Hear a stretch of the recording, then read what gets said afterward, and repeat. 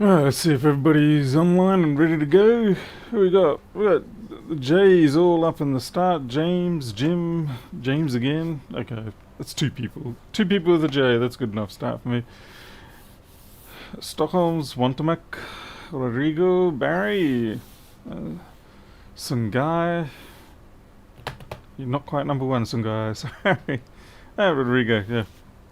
Jose, Joseph. Look, there we are. Two more J's. Okay, looks like the J's are dominating tonight. Good thing my name's Jack. Jack Daniels. Or at least I used to be known as Jack all the time. Pretty much nobody knew me as Paul in South Africa. It was always Jack, Jack. Even amongst a company of several thousand people, if you said IT guy Jack, everyone knew who I was.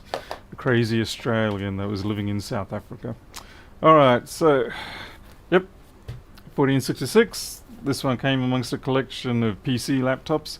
PC laptops are all broken plastic pieces of junk pretty much, but they wanted the data destroyed in them as well, so I was more than happy to just ship the lot off for them and crash that data out of their system so that no one else can get it.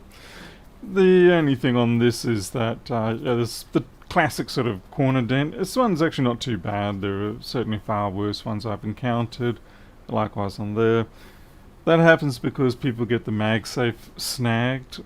So magsafe is a good thing, but every now and then what will often happen is that there's enough, you can still impart enough force before the magnet detaches to make the laptop still slip off the edge, but it's not quite as severe, but it still leaves the damage. Anyway, let's see what we can do with it. Okay, hey Crazy J, another J person. Yep, it's J's all around. Hey Rose.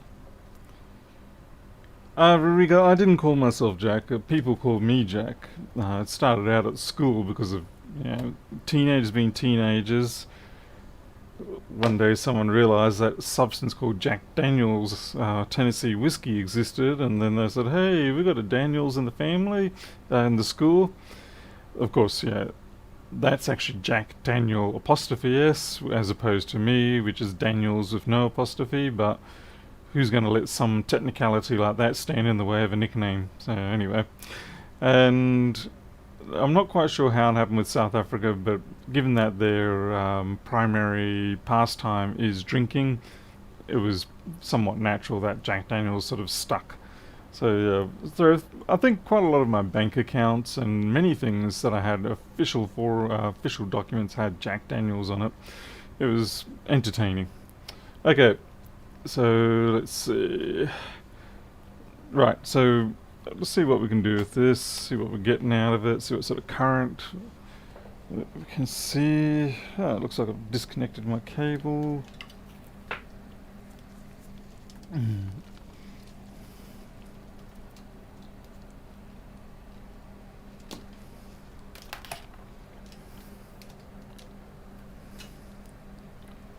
I was supposed to fit a new set of lighting on today, but I didn't get around to it. Instead I was... Yes, hello. Oh, everything's tangled here, so please stand by. Instead I was busy putting up cat shelves today, so that the cats can jump down from the ceiling space safely without doing these huge 1.8 meter leaps, which terrify me because I'm worried that they'll land a little bit hard and smack out one of their canine teeth, which I have seen happen before. I didn't really care to have that happen again. Okay, what are we at? Okay, our voltage is wrong. Been playing with PCs. We need to get that back down to 18. So memory. There we go.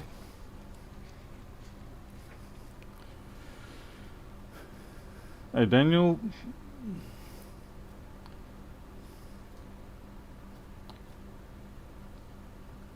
Daniel Eklund, what were the emails about? I'm sorry, I think things have been a little bit... I'm a little pressed for priorities right now with non-work items, so everything's basically taken a back seat. I'm doing this as a bit of a break for the moment, but I haven't been able to keep on with a lot of things. But let me see if I can catch what the email was about, if you can tell me in chat. Crazy J, fix the Wi-Fi issue with 1466 PCH. Heat up the PCH and you'll probably find it fixes itself for a little while. So that's a board replacement job on that one. Hey Yankov. Yeah, let's see, plug some power in. Okay, green light. Okay, we got power up. Oh, is it working now? 700. Okay, there's something wrong there. We should not have that level of 700 milliamp is way too high.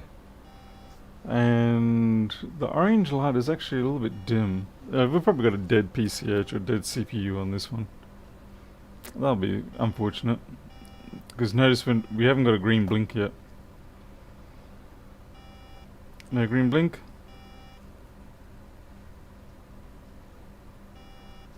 No green blink and 700 milliamps. It's actually a new pattern for me. I don't like the feel of it. I have a horrible feeling this is going to be a 165 board and it is going to be a dead, cracked PCH. Corey, yeah, it does seem to work with 165s on mine. Oh, beeping? Was there beeping? I couldn't hear anything. You people have got better hearing than I do. I thought it was actually a fan I could hear.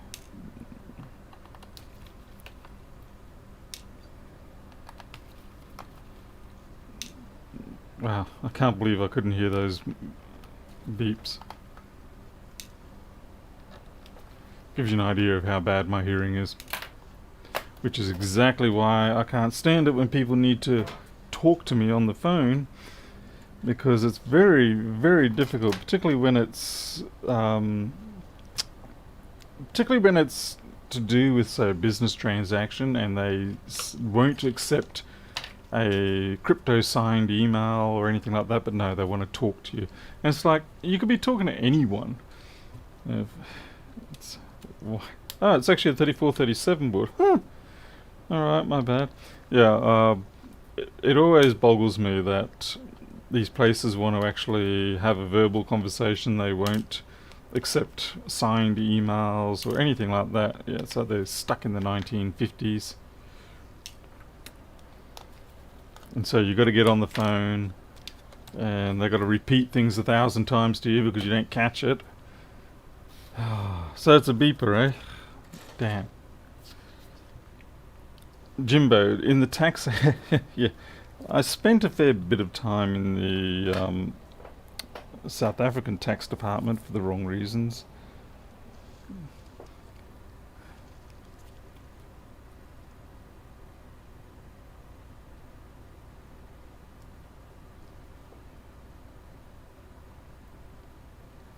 Alright, Daniel, I've got to scroll back and look at what you were... It's from my company mail about server... Oh, about hosting stuff, right. Yeah, at this point I probably am actually alright. I do have a server already. It's more a case of me getting my act together. Okay, 3437 RAM issues. That's not something I normally encounter.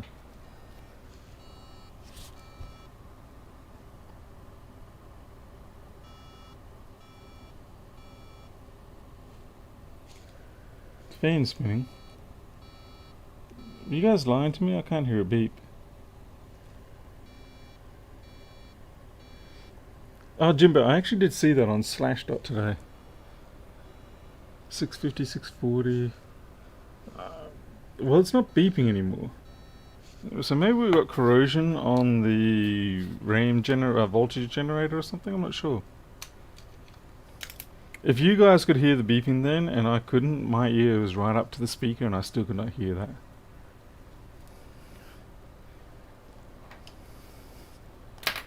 Surely I'm not that deaf. What? There was not 3 beeps then. Well, I'm taking it out anyway.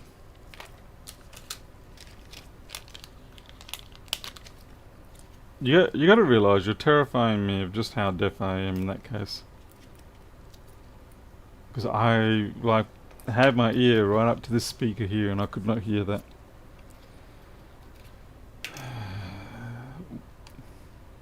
Could be EM pulses, could be.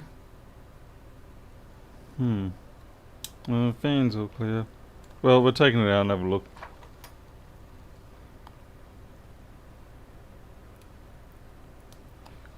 if nothing else, can't speak tonight. If nothing else, this is probably a good video then for me to show people the banks and tax department and all that as to why they need to just message me. What's more frustrating is that at least with email you do actually have a record of what the conversation is, whereas with the voice thing, they've got their records, but unless you've got a recording set up, you don't exactly have your own record.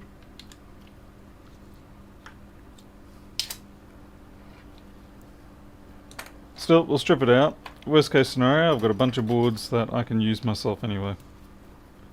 Replace my ear, yeah. I used to have hearing aids, but they're a little bit expensive these days. And thankfully, instead of worrying about getting used to hearing aids again and buying more, I kind of just decided I'd invent the internet and everybody would be cool with using text. So since that objective's been achieved, I don't have to wear hearing aids. Yeah, ear-reable. Hey, retired tech. Oh, congratulations on catching your first stream.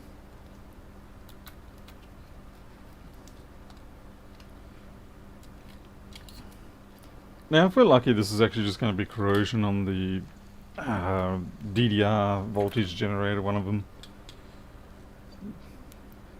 Sadly, the blighter has the disease we do not like to see on these. And that disease is, it looks really clean. Yeah, Rodrigo, I mean, that's fine. That's me projecting text, voice, and you guys are replying in text. So, yeah, perfect. I make a bridge to your world, and you make a bridge to my world. All good.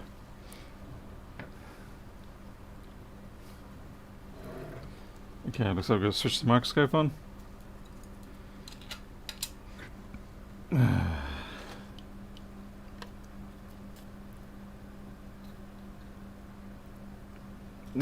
What is this? This is a 1.4 and 4. Okay, so this is a pretty much the bottom end board. I think the only thing you can get lower than this is perhaps a 1.6, 1.3. Okay, something to note, straight up, is that there is a little inner bubble in there. Now, I don't normally see inner bubbles on that particular chip, and I'm not sure what that's got to do, but we'll find out.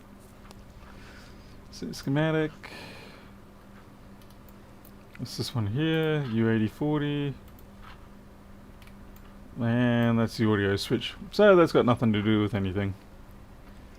Let's get back to the microscope.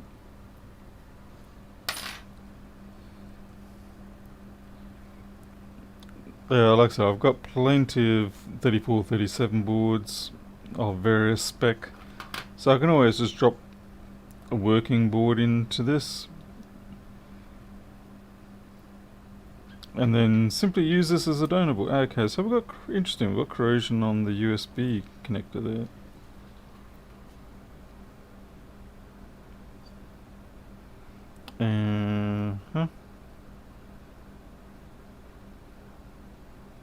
And there's a bit of corrosion just sitting in the corner there on the, what do you call it, Thunderbolt.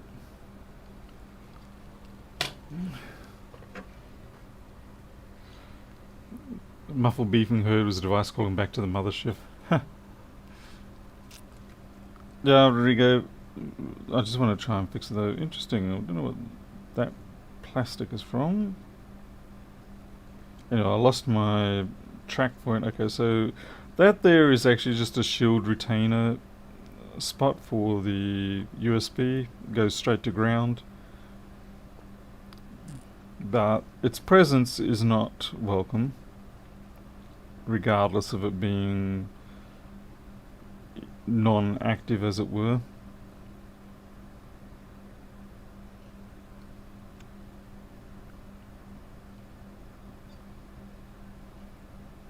Okay, it just seems like whatever they were doing on this particular day, the throwing down of this goop, there does seem to be bubbles on a few of them.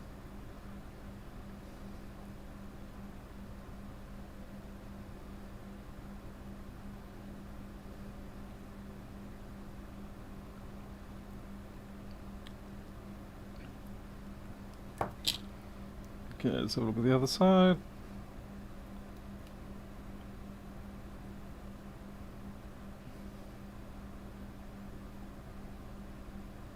Yeah, more corrosion there too.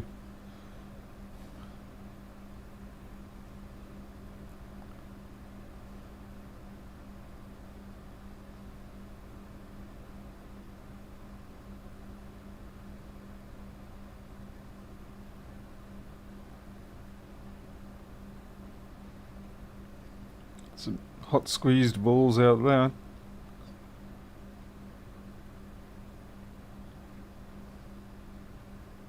Hmm.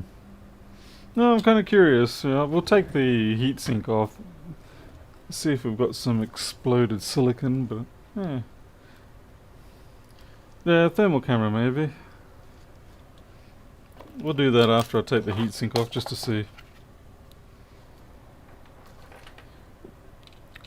It's not so common on the 3437, but certainly on the 165, if you get a fault like this, then before you do anything, it really is a good idea to take this heatsink off and have a look at the state of the dies.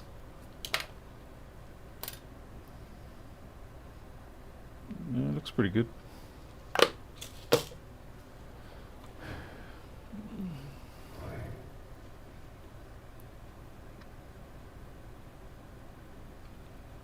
Yeah, can't complain about that one. It certainly hasn't popped anywhere that I can see. It's not really on the CPU section that you will see the fault.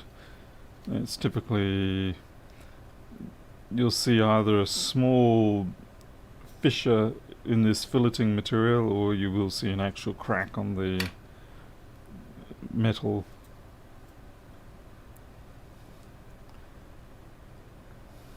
I'm kind of half hoping it might still just be a dud regulator inhibiting the proper RAM voltages.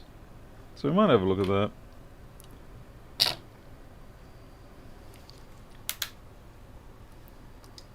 Ian Dalton.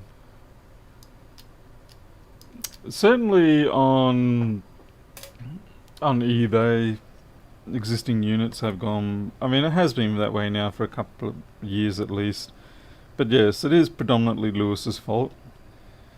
He tells the world that repairing MacBooks is easy, and you know there are certainly plenty of cases where it is. Like you get backlight failure or shorted cap where it's extremely visible that the cap is shorted, like things like that. There's certainly a number of cases whereby that statement holds true. Unfortunately, what happens is you get people who develop a prematurely misplaced sense of success, and then they start turning it into a business, and they start applying a limited set of techniques to their repairs, and that suddenly just starts destroying their client machines. It's like, basically they like, okay, I can hammer nails, so that means everything should be fixable by hammering nails. That's basically how it goes. I mean, I understand it. We all do it. Some of us just get lucky with it and get away with it long enough that I guess it's a case of faking it until you make it, if you ever make it. Alright, let's run the thermal camera on this.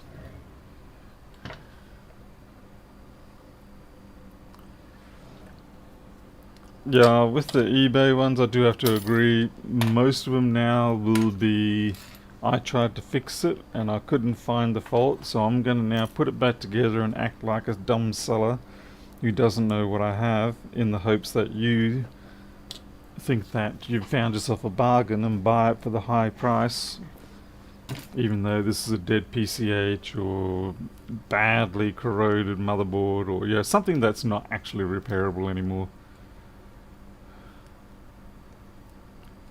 Fan spin does not equal fixed. That's quite right.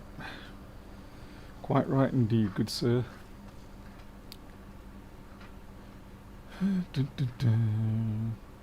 Is that corrosion near U1900? Let's have a look.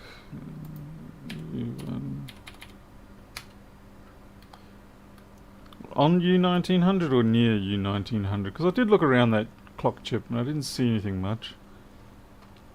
Hey, Walter White. Let's see, has this come up? Oh yeah. I was sitting around waiting for something and then I realised it was just waiting for the infrared camera to come to life, and it already had. It was waiting on me.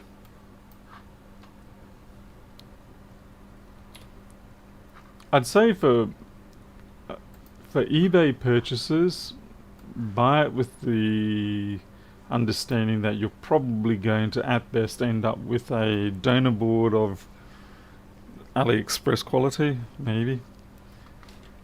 If you expect anything more, you're going to likely be disappointed. Let's see, infrared. I don't know what this is going to show up, if anything at all, but yeah, we'll give it a whirl. Jim likes it, so that's what matters.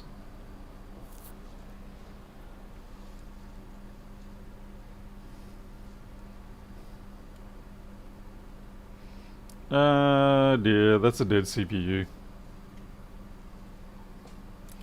Right in that corner, eh?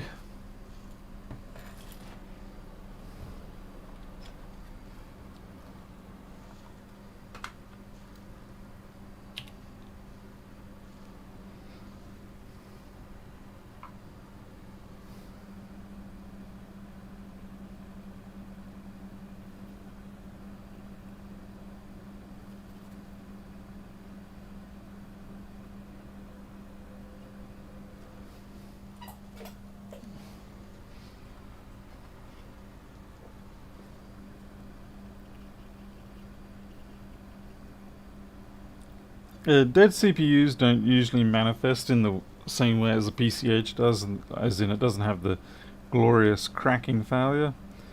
Instead, it just turns out to be a hotspot.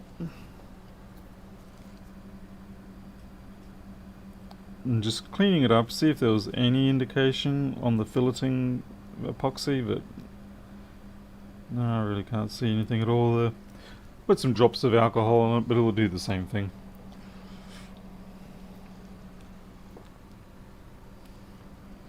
Yeah, this has been annealed. As opposed to annealed. Let's see, here we go. Yeah.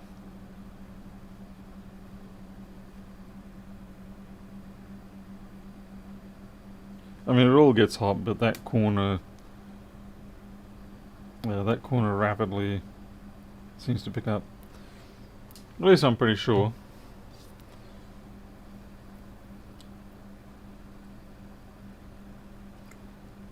Usually CPUs tend to warm up more uniformly.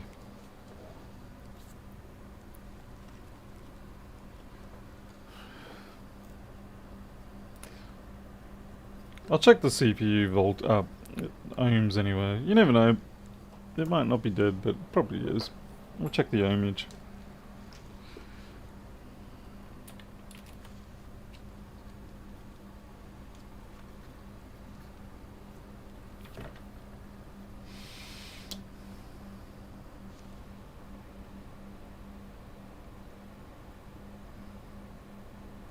No way you're that high.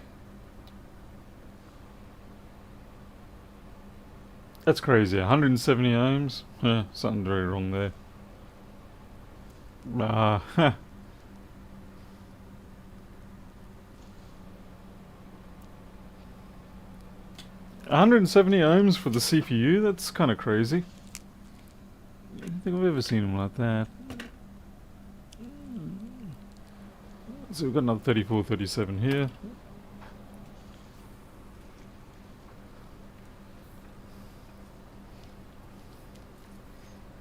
I'd expect 40, 50 or something, but... I don't know, 140. Okay, oh, wait, yeah, this is 3437s. Ah,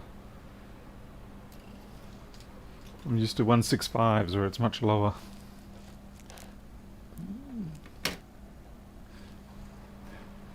There you see, yeah. So this is a 165. So it's also a 1466, but it's the 165 variant. And have a look at that. Oh, you see 17, so it's like a factor of 10 less. A whole magnitude lower in resistance.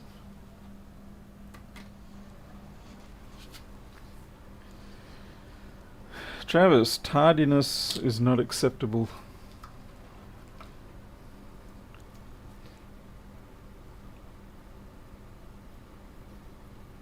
$35 for a 3437. How do you explain the 140 for the other one?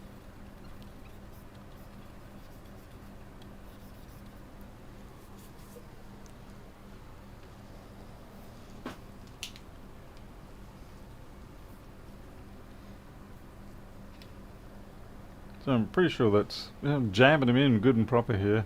Yeah, 170, 180.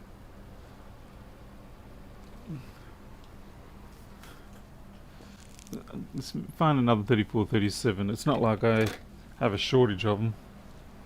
There's another one. Interesting, I haven't ultrasonic one.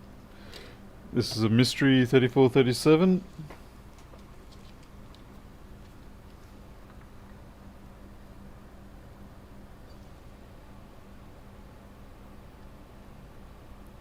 We are looking at 238 there. Let's see, find a bit of ground, maybe something closer. No, they are high resistances.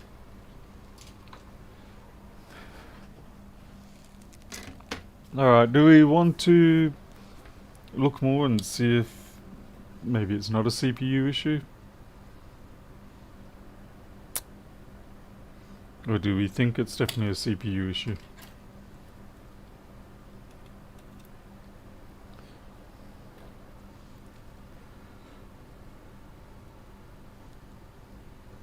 Pop the board back over. What? We'll just stick some... a little bit of white goo on there.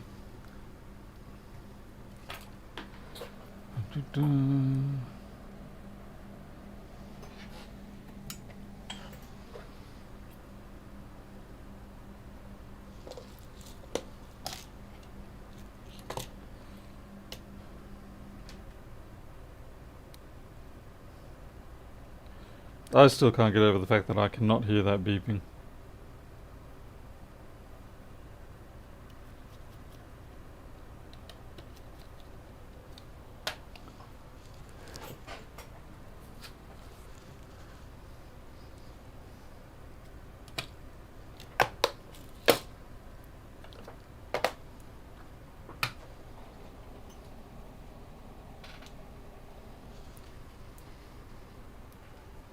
Thermal paste Arctic Silver.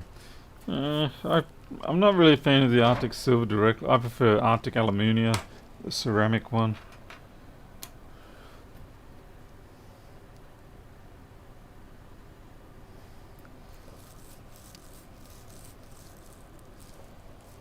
$500.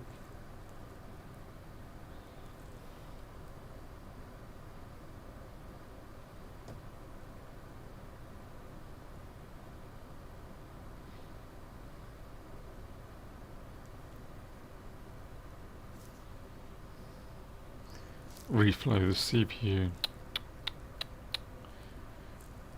You people must be professional technicians then. Yeah, because we're not getting anything going on there.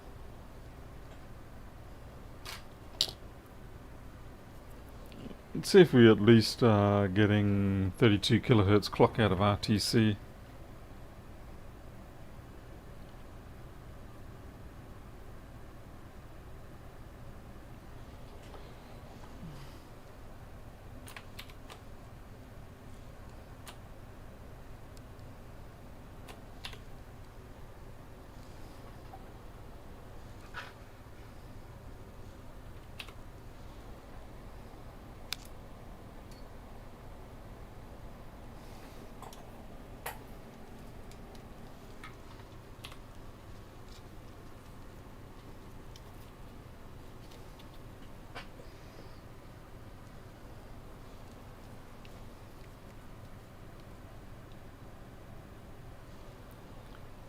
Yeah, we got our 32.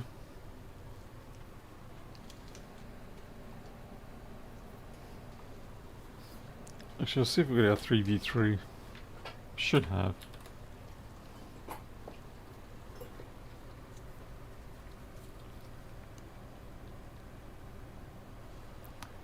Yep, 3v3 is good. Imagine everything else is probably going to be... I mean, it wouldn't be an SO state too easily otherwise. 8.6.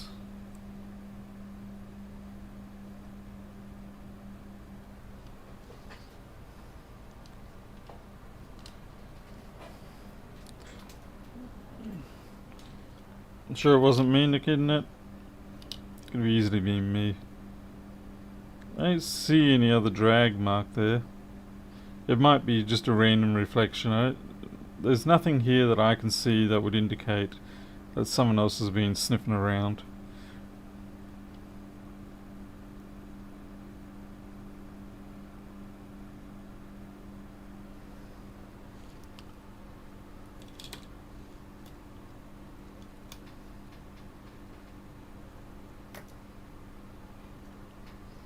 One v2 and 1v8. Now I'll have a look at those. You're talking DDR? 1v2, 1v8? There is... What I can't get over is this see like this here? Just random spots of corrosion. It makes me think that there could... I'm just going to look at the board edge-wise. Let's see if we can spot anything...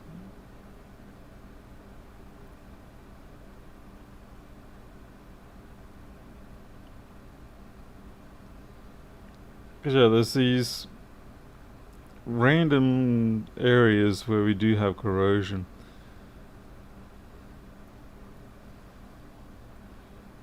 There doesn't seem to be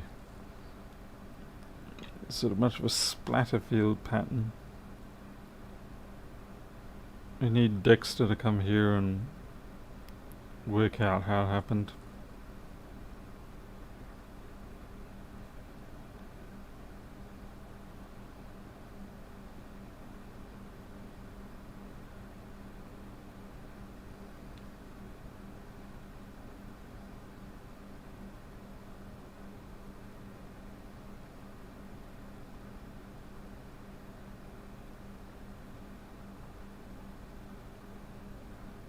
Oh, there we go. HS105. That's a culprit I always... It's probably one of the first culprits that I found several years ago that I wasn't expecting. This will stop it dead. Yeah.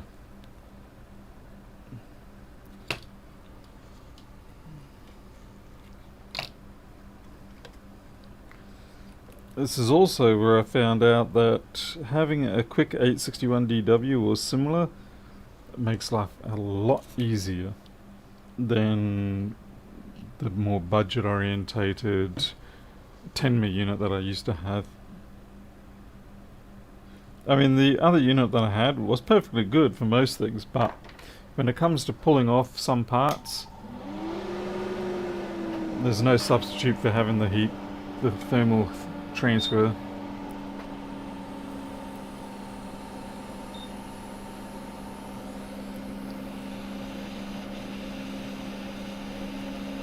Yeah, so even though it's a small part, it's rather problematic to get it off sometimes.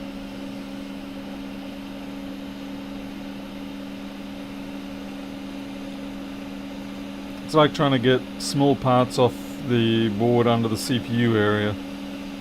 Can be a right pain.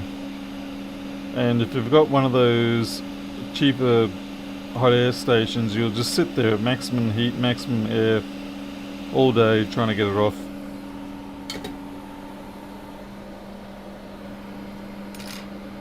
Now it's not a guarantee that that was the fault, but symptomatically it certainly was close. Though I'm not sure about that CPU heating though. It may have already done, maybe a case of damage done.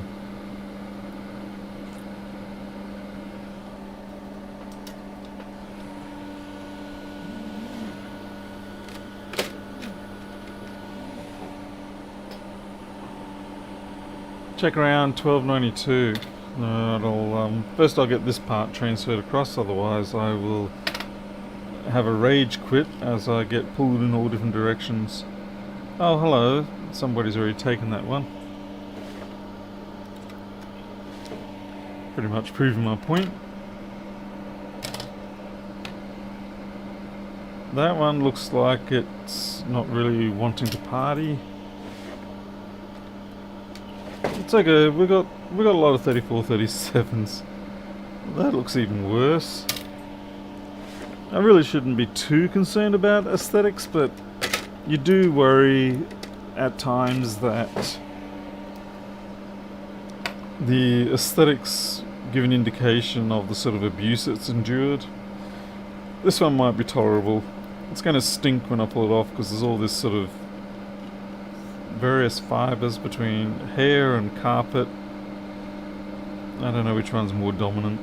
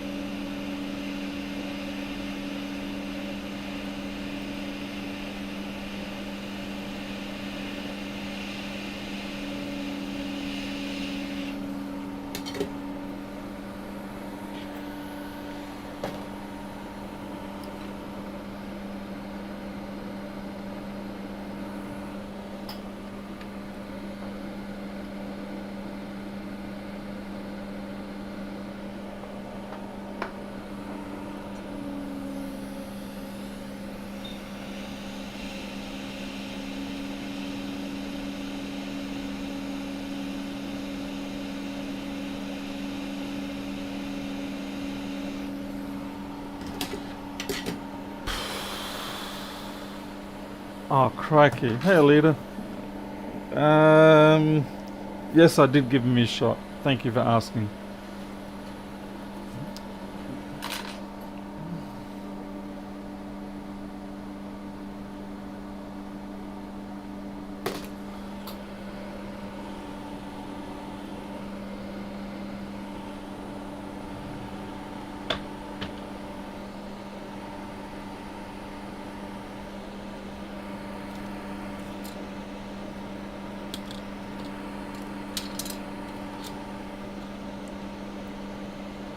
I was trying to think where he was. Oh, he was outside.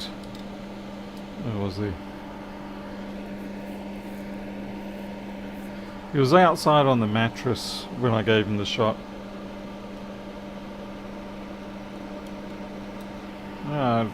He's hoping that is a fix. It'd be nice if it is. I won't be surprised if it's not, but yeah.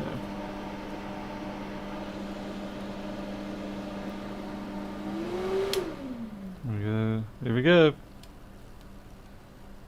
Fan spin. Well, we already know we're getting the fan spin. What we're looking for is this green light. The green light that isn't on.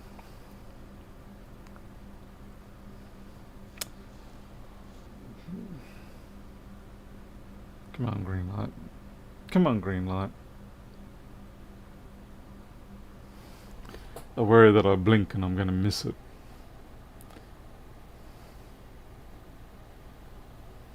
Yeah, not looking hopeful. Oh, I just realised a great big thing that we've all been missing. We're all so used to using or working with the 165s that we forget that the 3437 starts with a spin stop spin sequence. And guess what this is not doing. See, this just goes spin. There's no stop. This is just stuck in spin. There's nothing happening. It's not proceeding through any sequence of boot. It's just stuck on spin. So yeah, I would say that's likely to be very dead.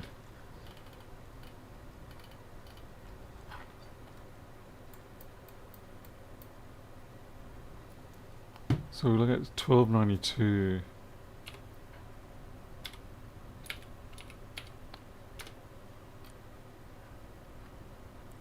That's just below where I was.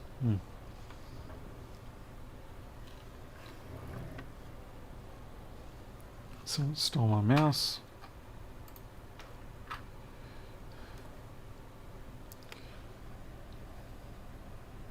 I mean, yeah, it's a bit ugly down there too. I guess the question is, are we not spin stopping because of the CPU being dead, or are we not spin stopping because of some other issue? Now we do have our 32 kilohertz.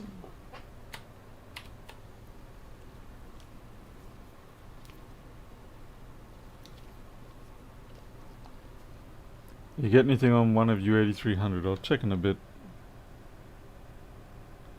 Yes, there's corrosion creeping in under there too. 0.26. Yeah.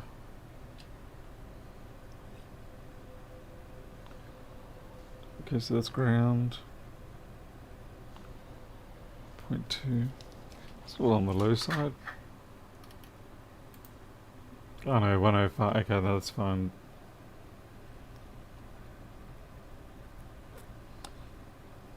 The 105 line is naturally a bit on the low side.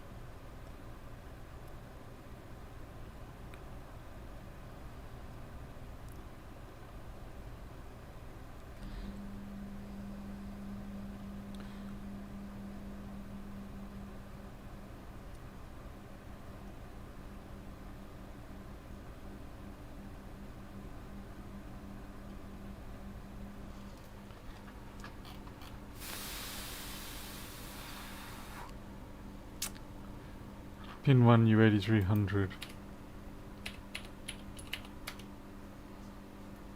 Okay. That is quite a jump away. EDP panel power. Why would you be looking at EDP panel power? Do you want to give me your reasoning for that?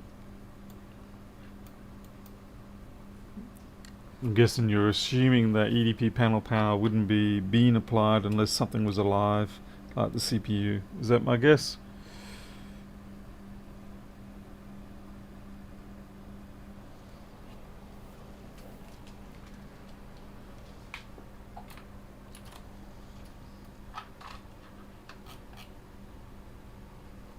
Oh, right, where the heat of the CPU is. Okay. I mean, 1 out of 30 possible causes of that. Let's see, pin 1. 25 millivolts, 26. It's pretty much, sorry, you can't see it. That's pretty much a zip. Let's check the voltage on some of the RAM rails.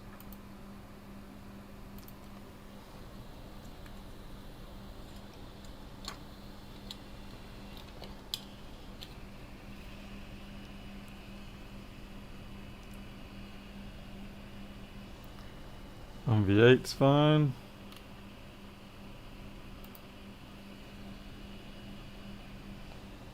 Point 6 is fine.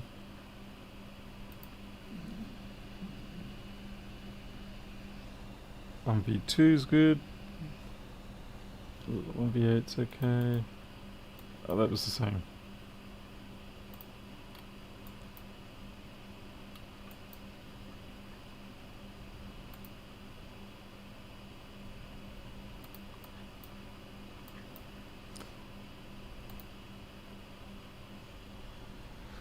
Hey Barry. Pete and Jordan, it's actually a pretty low spec unit. I do have better spec units of my own.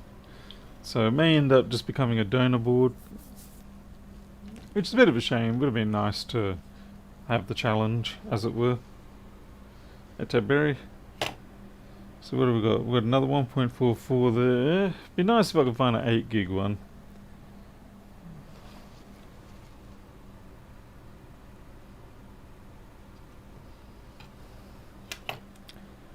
1.3. Oh, great. So I trade 100 megahertz, but I do get my 8 gigs on this one. Okay, so I've got a 1.38 gig. That probably actually would work out to be a better board overall than the 1.4s. Yeah, one of those JTAG pins are a bit shonky, but livable. Yeah, so we've got the 1.38, so that's a livable board. So what else have I got? Let's dig through the archives. So some nasty 11-inch version boards, we don't like those. 1.44, damn you. How many 1.4 ones do I have?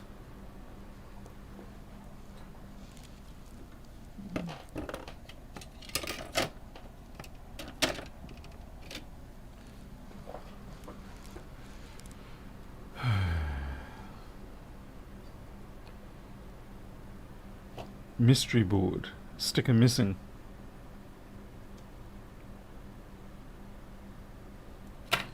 Well, we'll take this mystery board. This is our faulty board. We'll take this mystery board, plug it in, and see what happens. See what we get out of it. And it will give us a chance to actually test the battery, the chassis, things like that.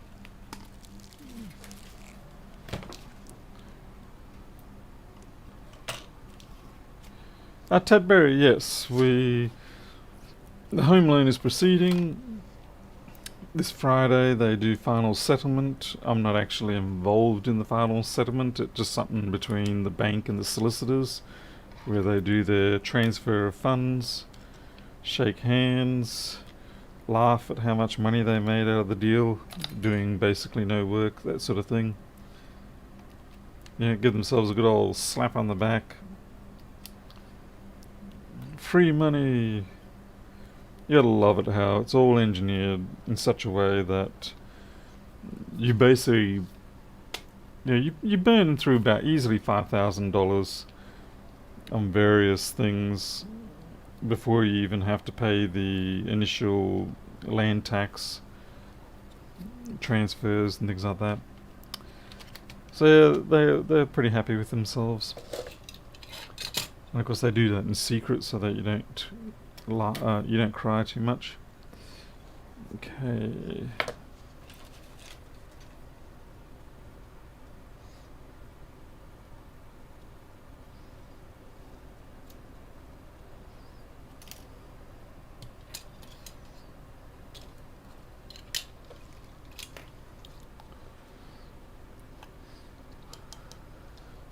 Yeah, Stockholm's somehow I don't think so. Did they ever put an i7 into this series? Certainly the i5, so I thought that was pretty much default.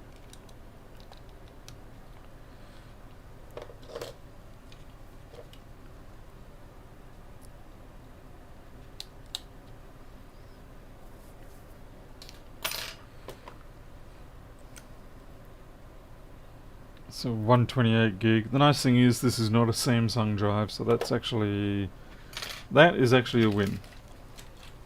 They did put an i7 in. Cute. Shows how much sort of background research I do. In other words, I don't do any. It's like if I encounter it, I encounter it. If I don't, well, that's what it is. Okay, so what have we got? We got a flat battery maybe? I guess it would have been. It's probably been 2 years since this machine has seen any meaningful power.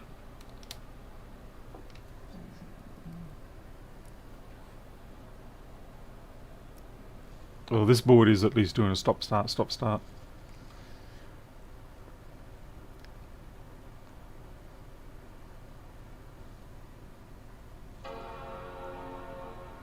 So now I heard that noise. Looks like the hinges need a bit of a tightening up, a bit on the loose side. I did buy a replacement panel for the ceiling so you don't see those 3 stripes anymore, but I've got to install it yet. But let's see, let's get it out. Oh, nearly electrocuted myself again. Anyway, so yeah, that's I just have to replace those 3 strips up the top there of this one and see how it goes. And if it works out alright, I actually might get a few more.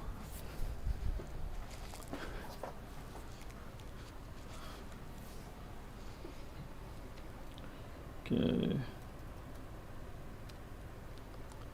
And yeah, the battery was dead flat.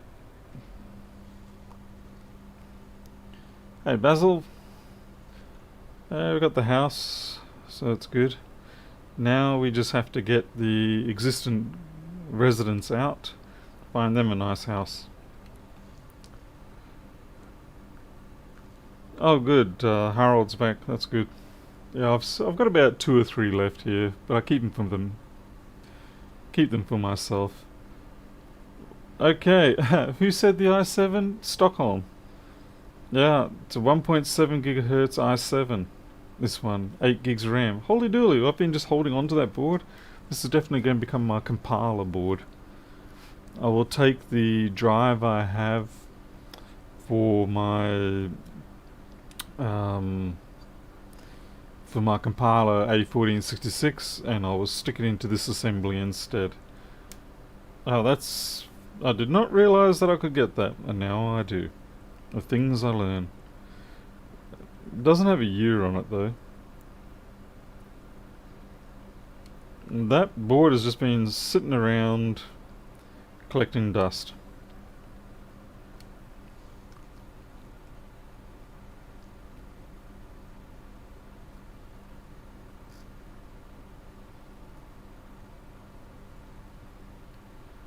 Let's see, warranty stamps. Are those lights that you can use it in?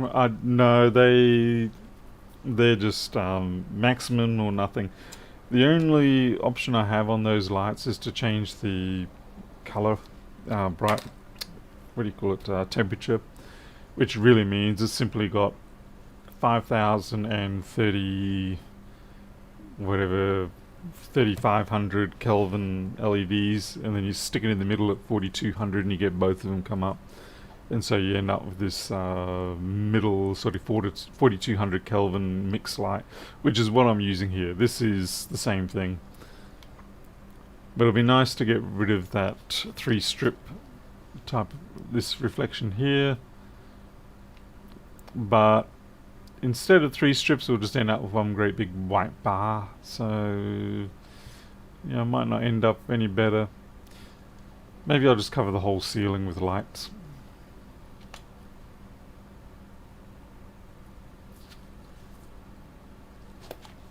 Check the client SSD. Yeah, I suppose I could. I've got to erase it, they want data on it. They want the data taken off.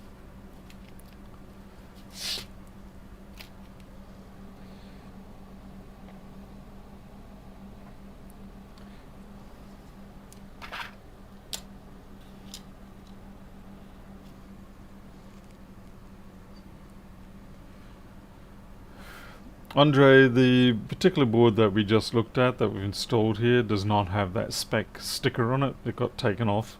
I think because it'd been through multiple ultrasonic processes and eventually it just grayed out.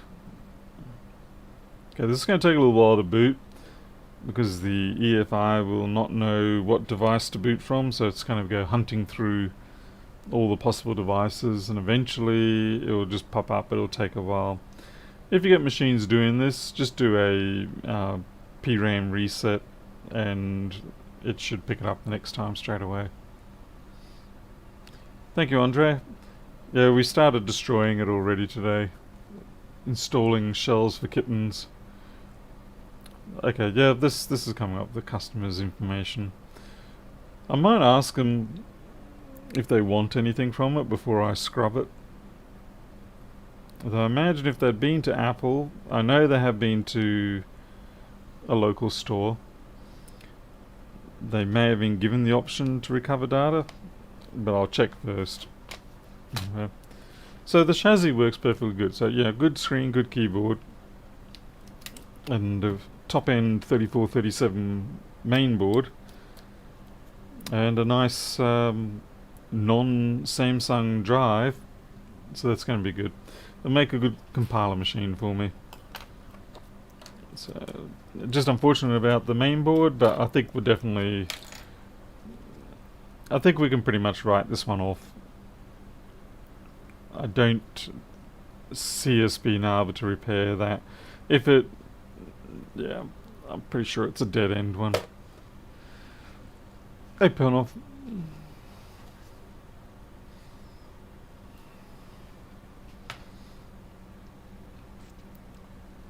Andre, your father's been renovated for 19 years. That's almost as, no, it is longer. It's about a year longer than what we have been here, which is kind of scary. It's very scary for me to look back and realize how much time has passed that I've been in this place. In some ways I feel like I've bought my own tomb or something. It's like, well, I've been here long enough, may as well just buy it and let it fall down on top of me.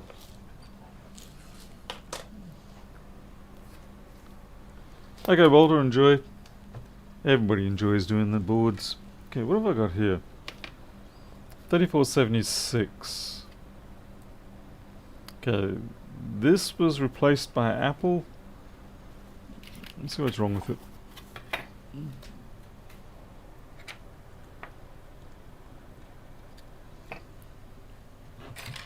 This is just a board that I picked up the other week as a bit of a free, well, not free.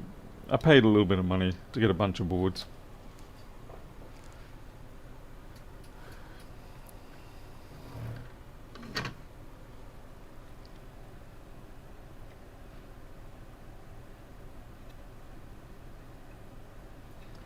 So I don't know what's wrong with this one yet. All I know is that it got pulled and replaced. Looks like there's been some corrosion down there. Yeah, not liking what I'm seeing here. It's like it's been through some sort of wash.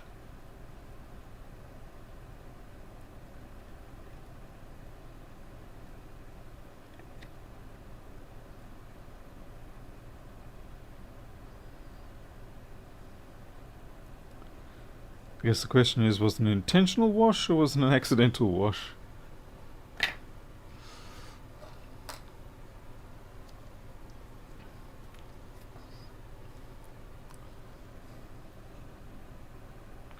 Oh yeah, this is definitely... someone's done something to this one.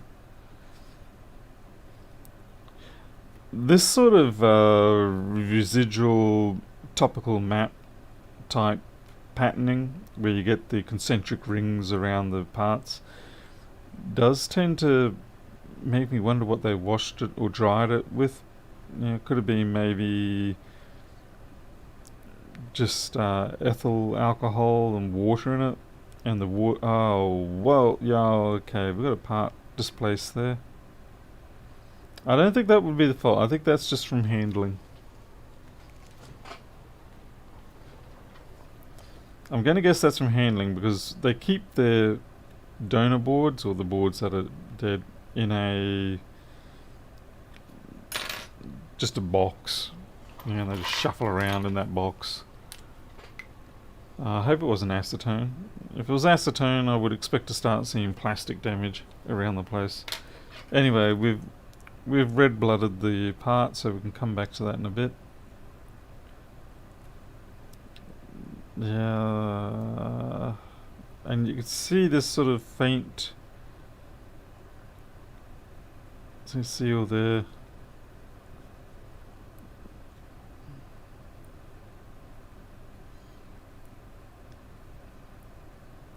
It almost makes me wonder if I washed it properly, if it will come to life.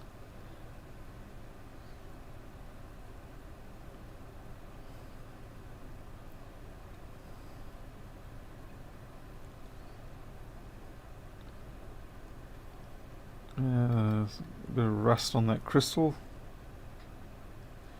This is probably going to be a dead board. Most of the boards I get from this place are genuinely dead. They're not just it's a bad backlight or anything like that. They usually have something like, well, the CPU's dead, or PCH is dead, or we've got an inner short on the board, things like that. Okay, that there is smashed. Again, I'm thinking that's going to be handling.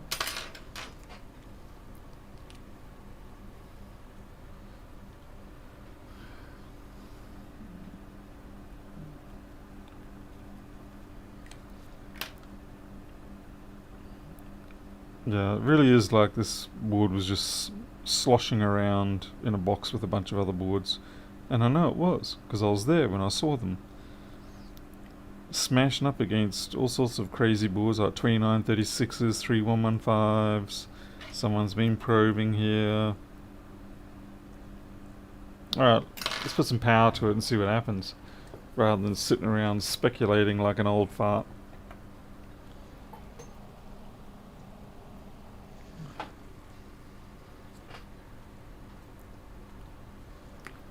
I wouldn't call this a donor board simply for the fact that it doesn't look like anything's been pulled from it, and they are not. The place where I got these from are not people. They don't do donor board type stuff. They do board replacements, but not donor boards. Okay, we've got the voltage is good. Let's plug in and see what goes bang. Okay, we've probably got a short somewhere. Just see how that popped up for an instant. That or a very effed up CPU.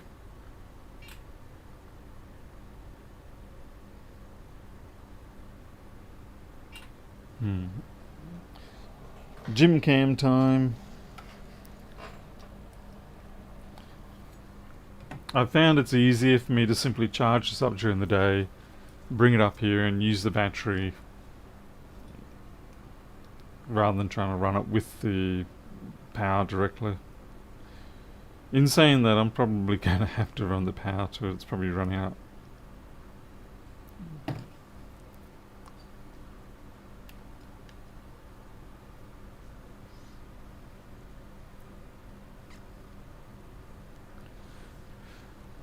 Well, I'll do the old fart speculation simply because I'm too lazy to actually test things sometimes now.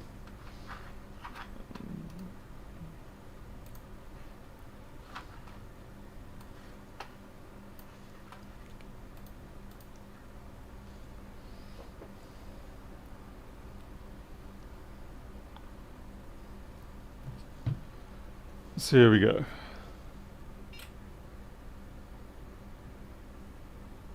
Nothing jumped up. It's certainly not going to jump up now.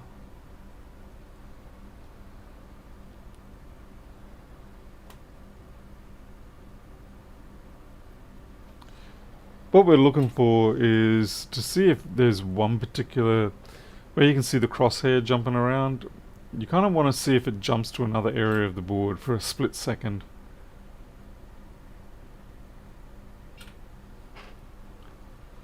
Yeah, brain testing is hard.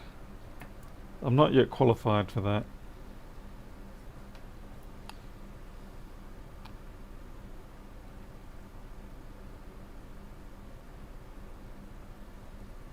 Let's see if we go again.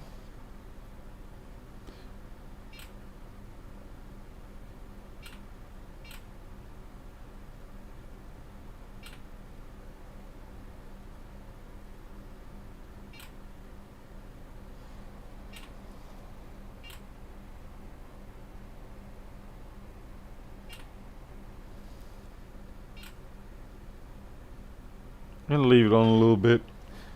It's half a watt.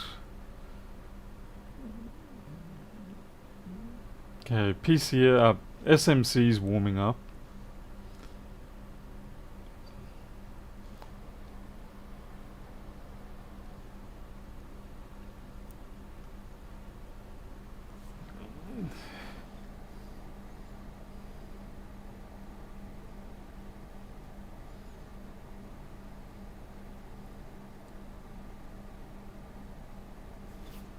The alignment's slightly off.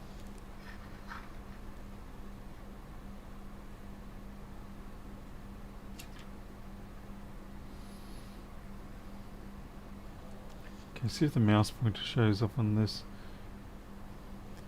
I'm just going to cover up this because it's been reflective. Okay.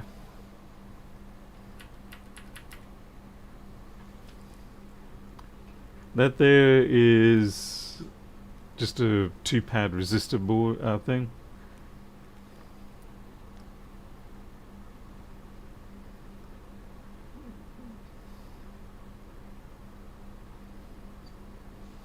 Let's power off again.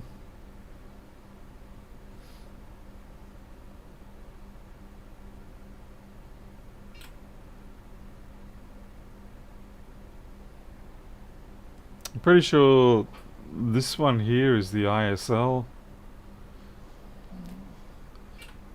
Okay, we're going to flip the board over.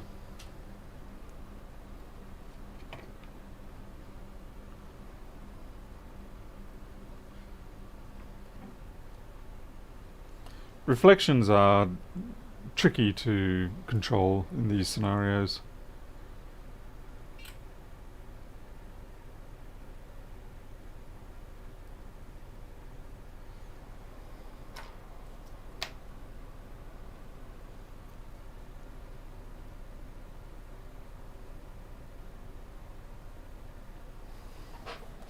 Guess what's got me here a little bit is the fact that, okay, we don't have a lot of power going in, but we do actually have half a watt of power going in. And half a watt, it doesn't sound like a lot.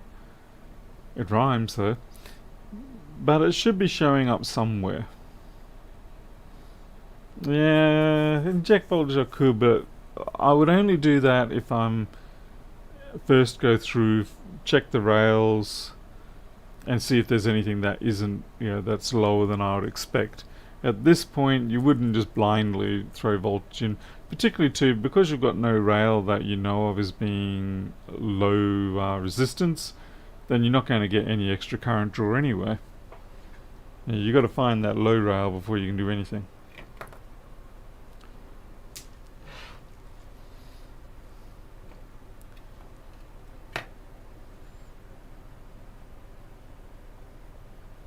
Well, what I'll do is I'll fix up those damaged spots that I was talking about, and then we'll take it from there, see if anything's changed. I'll be honest, I'm not too sure why I'm bothering with this particular board, because I very rarely encounter the 1502s like this that need... I don't think I've ever had to do a board replacement for the 1502 for one of these.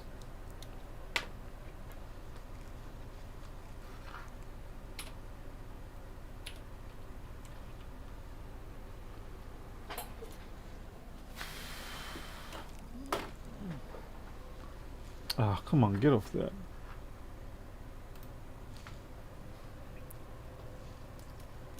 What have we got for time? We're already past midnight. That's bad news for me. I'm going to turn into a pumpkin at this rate. Okay, let's get those parts replaced. So, what's this chip actually do anyway?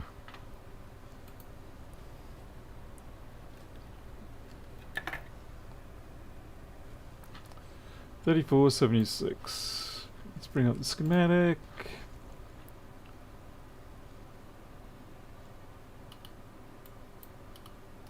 U8000 3v3S4 switch.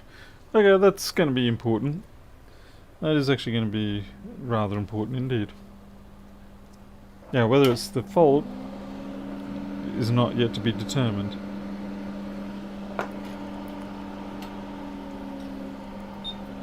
Let's change over.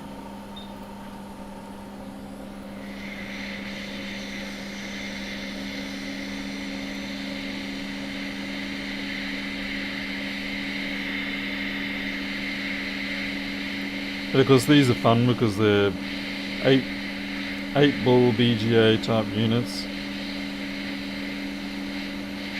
So you have to decide whether you're going to bother re-ball them or just plonk down a pasted up or a solder blobbed up version. Okay. Now I need to sort out my boards. More room required.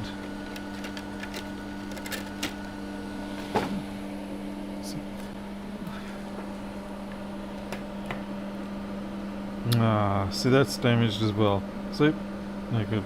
I was about to say, that's the problem with these sort of donor boards, is that delicate parts like that are always going to get smashed.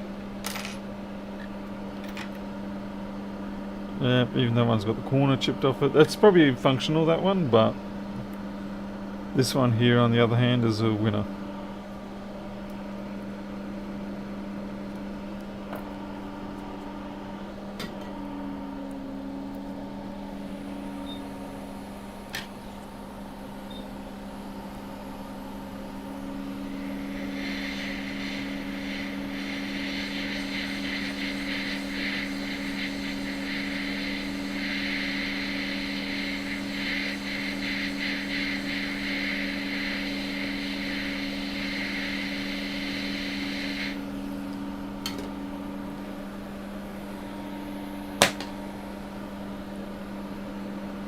I guess I better clean up that trash.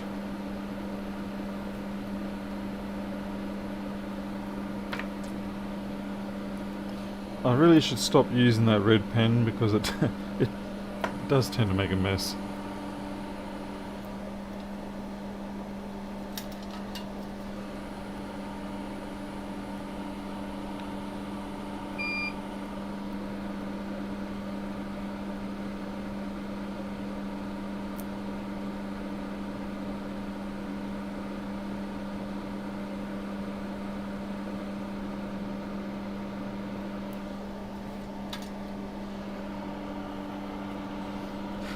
Excuse me.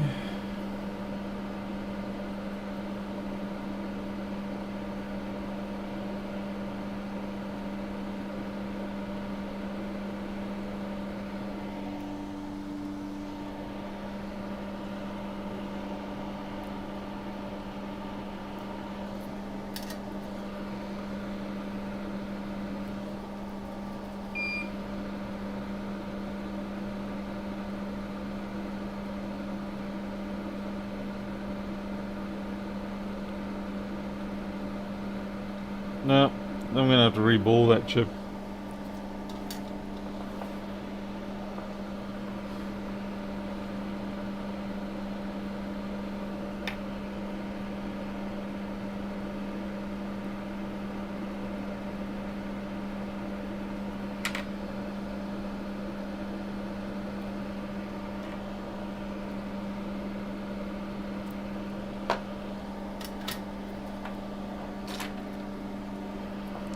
I know some people just simply, run the solder over them and plonk them down directly, but I do genuinely prefer to re-ball it, and it doesn't take that much time.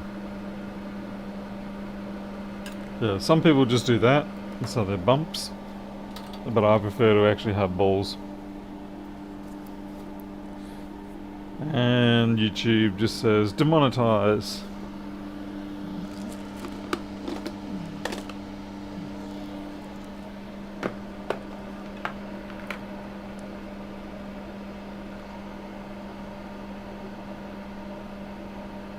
AK Entertainment, I would think not. Tell you what, give me $1 million for free and I'll give you a laptop for free. How's that? I think that's a pretty fair deal.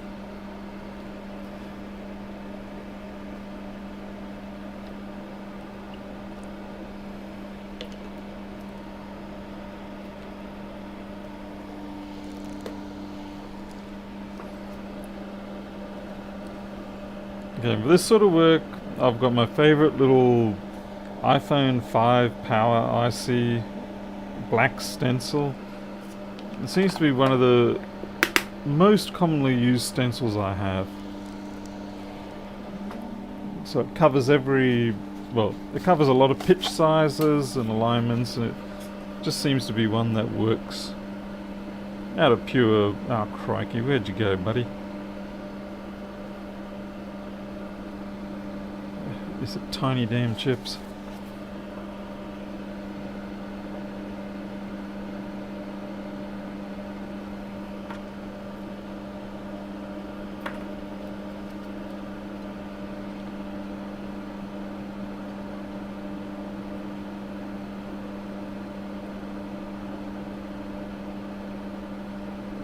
You watch, I won't be able to find a match on this one.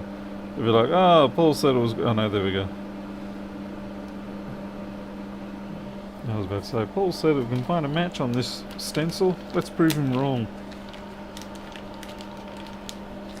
Ah, Zimbabwean dollars. You know, it's actually probably worth more than it was back in the early 2000s when I left. When they had the extreme hyperinflation. They managed to get it slightly under control these days. And I mean, Mugabe's dead now. I mean, I know they sort of like... It's kind of like replacing just one figurehead with another, but... At least there's a prospect of hope. Damn it. Where's my spudger?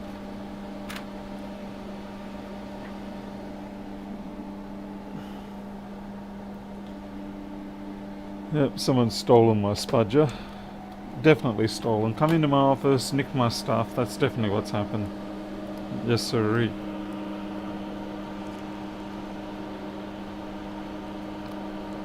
Yeah, Poundov, I know I could do that, but I don't like doing that. I prefer to do a half reasonable job. Come on. And he's used the wrong side of the squeegee, but that's okay.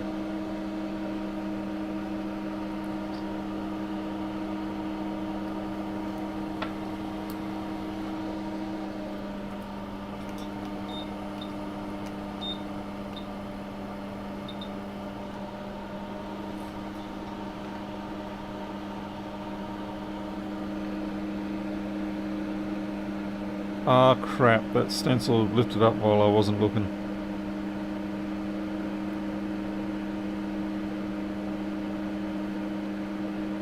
Fortunately, at this scale, it's not a big issue.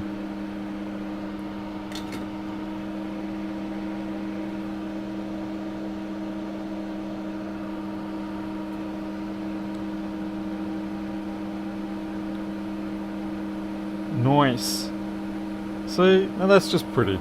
That's the reward of doing things reasonably better.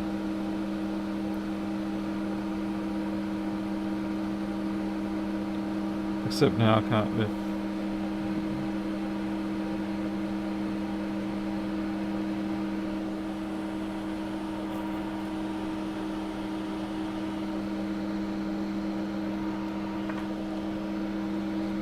I know there is a floating ball on the back there, but I'm not worried about it.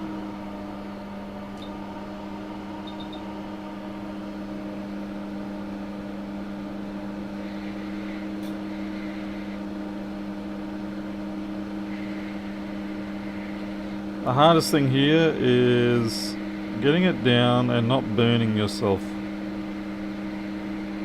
There we go.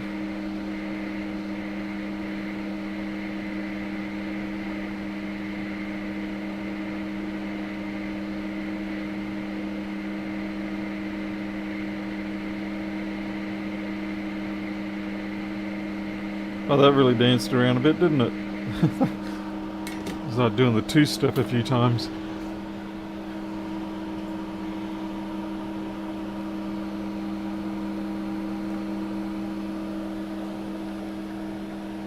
The reason why I was doing that is because I used a fairly low temperature, and it would have been a case of it would melt one ball and grab on, and then the next ball would melt and that would grab on, and so it was a bit of a tug-of-war process going on there.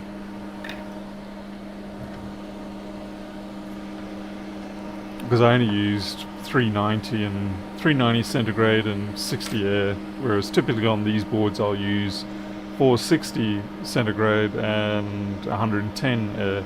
But if I'd used that on that chip, then it just would have blown away or misbehaved. So instead I just opted to take a little longer and watch it dance its way down.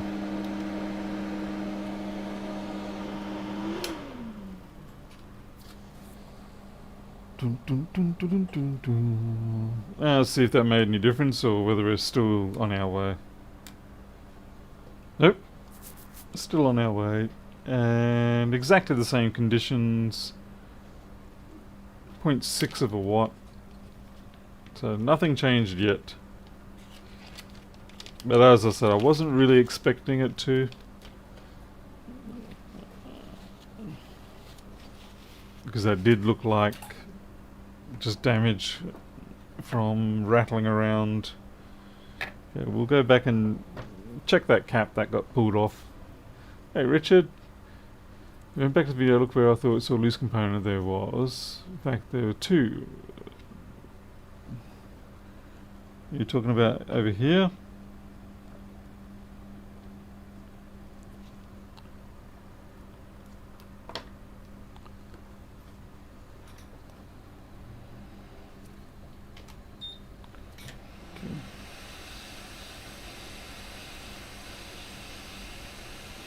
Now, if you're wondering why I am not using flux on this, is because I put the red ink on it and I don't really want it running everywhere, so I'm going to do it.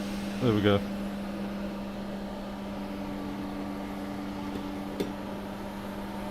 Not far from where you marked a lifted part. Oh, this is where well, this is the area. And that's the lifted part.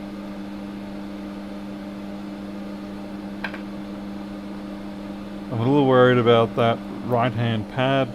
I have a feeling it may have pulled its stalk through.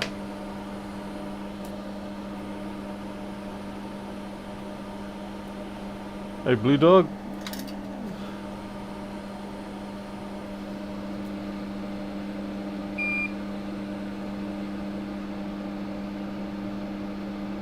I'm just using big blobs of solder here. See if anything lifts up. It seems to be pretty stable. Okay.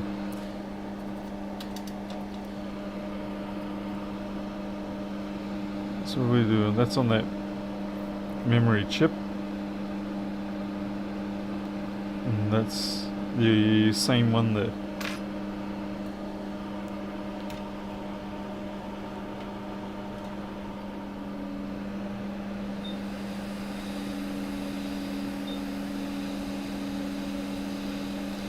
And I'm not using flux on this one because I'm too lazy. See? You've got to change it up. Create different reasons for doing the same thing. Can't have people getting used to the same patterns. Makes them complacent. Have to keep the audience on its toes. The trouble is I tend to trip over my own toes more often than the audience.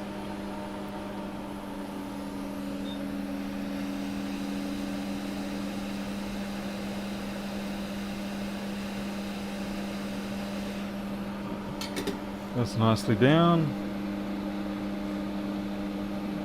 Well, Richard, I'll look around, but it can be quite hard to find it when someone tells you that, you know, you're trying to look for it on demand.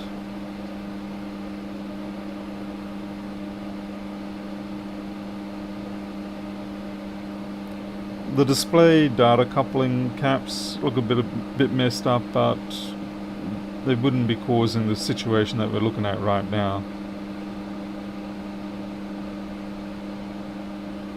I should really be checking my PP bus and see if I've got 1256 or something else. We obviously have 342 since we are getting green light.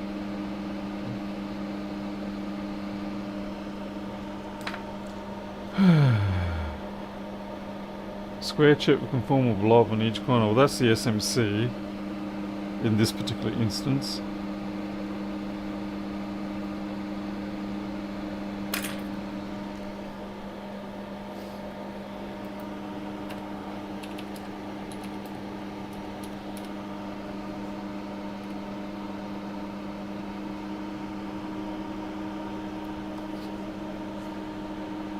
Q7630.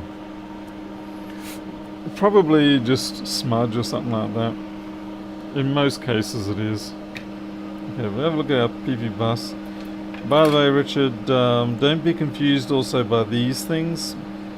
These are diodes, but due to their tiny footprint and due to the limited control of the amount of paste you can put down during the stenciling process, or I'm assuming they're using a stenciling process to put the paste down on these. They will float and tilt off to the side every time. So that may have been what you might have seen.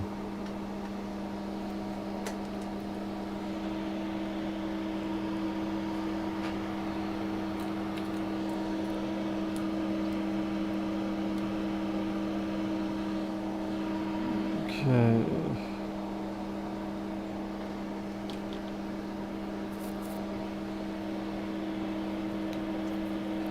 I'm just checking my PP bus.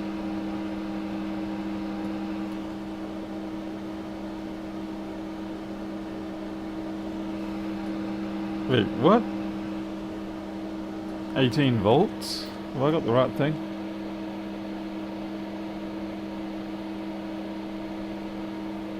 Where the hell's my 1256?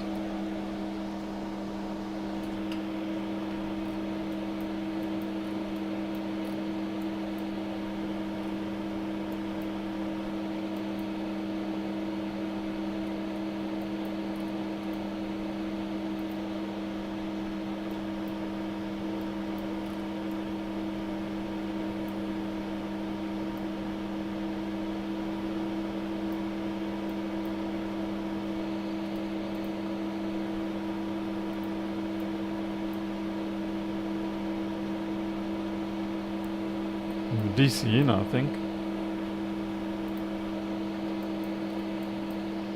I think I might have just put the probe on the wrong place.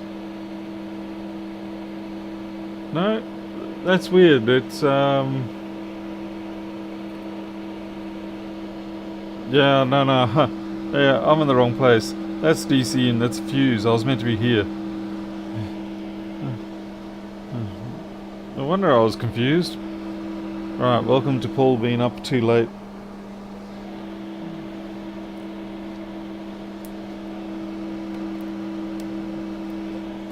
I blame the fact that you measure G3 hot on the 1466s on the fuse that's beneath the large cap. Anyway. Okay, that's better. 1256. Pretty much bang on the mark there.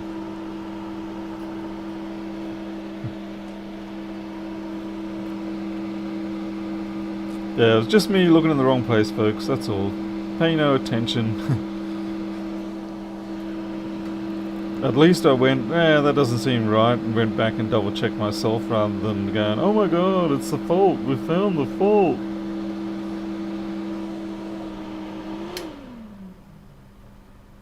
Conformal blobs, die, shining green breast. Oh, you mean the camera chip? You're talking about this thing. Yeah, nothing. Okay, yep, no, look, he gets an award for that. Look at that. There's two things. I don't know if they're going to make any difference, but there you go. So this is why it's good to have the board view for people watching and participating, because then you can go along and actually give me part numbers and things like that. So, I mean, to be fair, we were over here, and that's where the damage is. Okay, so we've got those two resistors there. Or two parts. We don't know what they are yet. Especially with my reputation. Okay, what are we looking for? So we've got a group of 3. So this is a group of 3. That's the top one there, C32 3927. Camera VREF, yeah. I'd be surprised if anything actually has anything to do with it, but what's this one? Ground and, yeah, camera again. So while these would certainly provide problems for the camera, they are not going to be the actual fault that we're seeing, but it's a good spotting. So good spotting there. We'll just blood mark the corner and we'll go back to the microscope. Again, not the cause, but certainly more examples of why you shouldn't keep your yet to be fixed boards together, because they will crash into each other. Okay, so we've got 12 to 6, so the ISL must be going, and this is probably what was being referred to before. And that's just a piece of gum on the top. These filters used to catch me right at the start. See how they look like they've smashed? They're not. It's just they're trimmed something. Okay. Okay, this is interesting.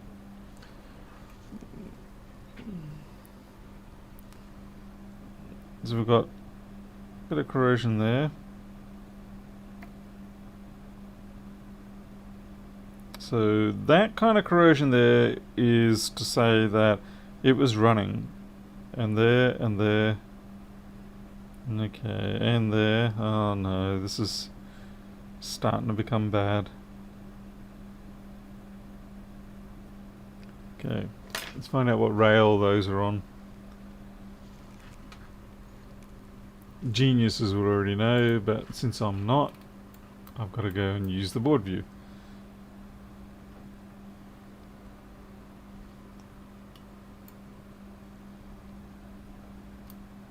Nope, I'm on the wrong chip. Over this side a bit more. There we go. That's more like it. 5VS4. Okay.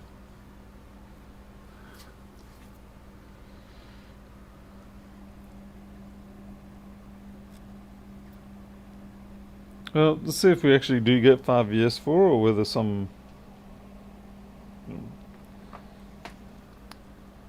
Yeah, Pernoff, one thing I haven't really encountered much lately are PM Sleep S4L boards.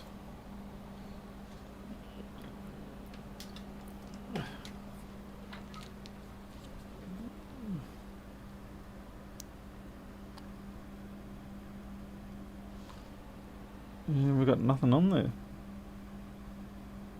Bad connection. Okay. The question is, are we even trying to get into PM Sleep S4L? So let's have a look.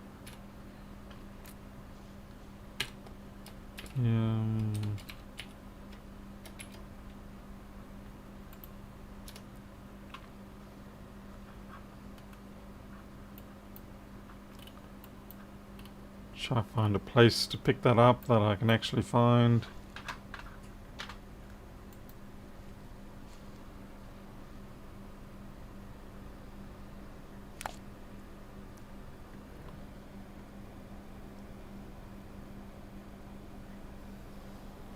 Ow. Stab myself good and proper. Let you know you're alive when you feel the pain. Yeah, we don't have PM Sleep S4L.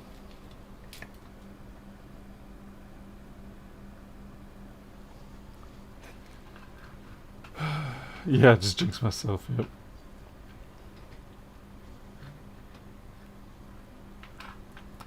And I don't think I've got my sequences now. I haven't got my sequences for this one yet.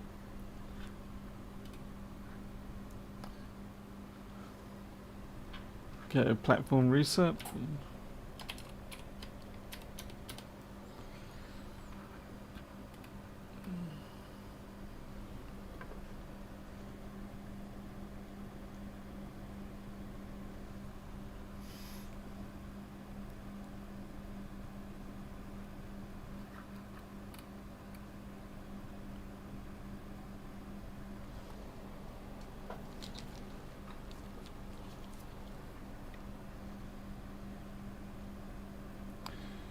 Where you going, Paul? There. Nothing.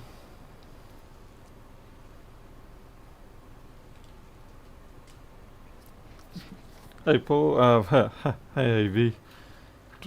Yeah, I'm not sure how many people are on the watch. Probably about 110. 180 at the moment, so we're actually fairly quiet tonight.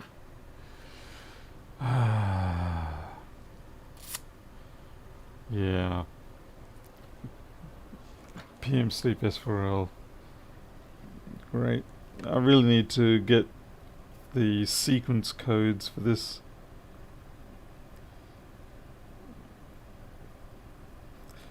Fortunately, I do not have a memory like some people, and I can just sort of like rattle off exactly what rail sequences I need. I actually instead put my energies into writing software that will let me capture that so that I can then just read it off later rather than utilizing my brain. I use my brain very extensively to create tools to allow me to not have to use my brain. That's just temperature sensor stuff.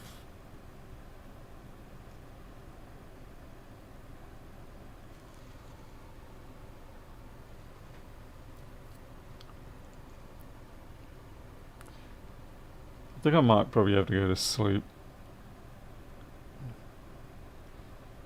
I think I'm just gonna wander around aimlessly on this board like some ant with one antenna broken off in a sandpit. It doesn't help that this board has been washed.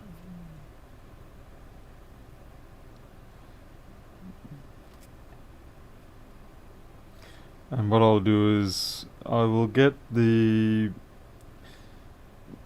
PM Sleep S4L prerequisites list and I'll copy it across to this board, and then at least I can step through the various rails that I'm looking for and see if anything shows up or doesn't show up.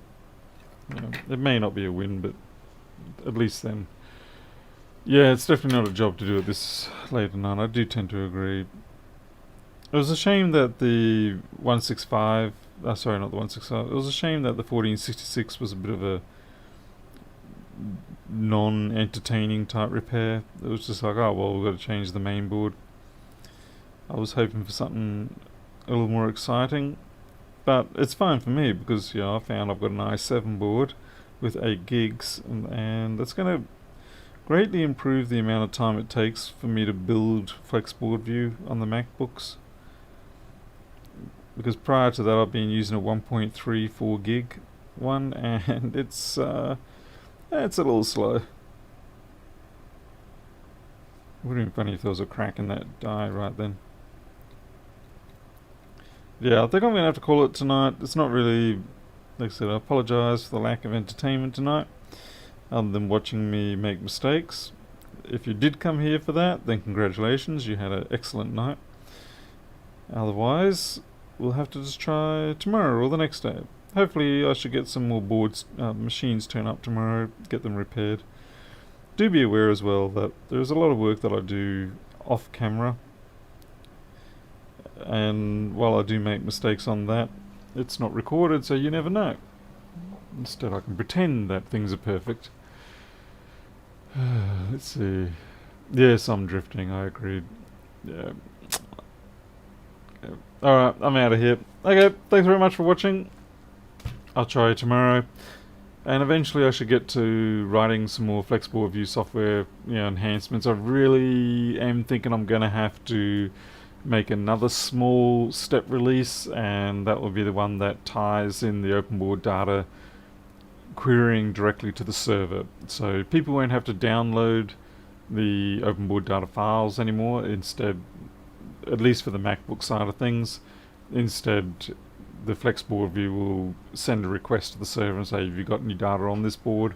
And then it will download it. And then after that, we'll get to the point where we can do the editing and people can submit revisions of that data or submit data that doesn't yet exist. So anyway, we'll get there in good time. Alright, I'm out of here. I'm going to go and pretend to sleep and maybe watch some videos. I don't know.